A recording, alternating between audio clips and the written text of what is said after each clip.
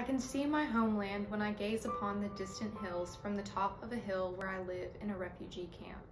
I want to return to my home. Home is where I can breathe, and I can feel the smell of my country.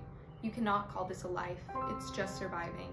This is what a middle-aged Rohingya man living at a makeshift camp in Cox's Bazar, who crossed over to Bangladesh during the 2017 exodus of Rohingyas fleeing military persecution in Rakhine, Myanmar, said when I asked him how he was.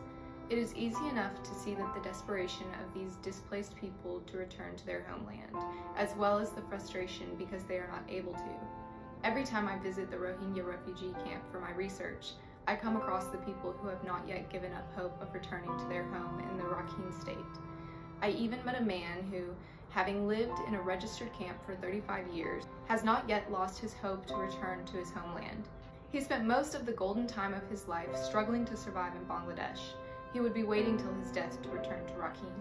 However, the harsh reality is that there remains a significant challenge for a dignified repatriation of the Rohingyas. Restrictions related to the ongoing COVID-19 pandemic and the post-military coup situation in Myanmar have made their repatriation even more uncertain. According to a report by Somoy TV on March 15, 2022, Myanmar has expressed interest to begin the repatriation process by taking in only 700 people. This shows the unwillingness and reluctance on Myanmar's part to accept the Rohingyas as their citizens. The denial of citizenship of the Rohingyas has been at the center of the prolonged Rohingya crisis.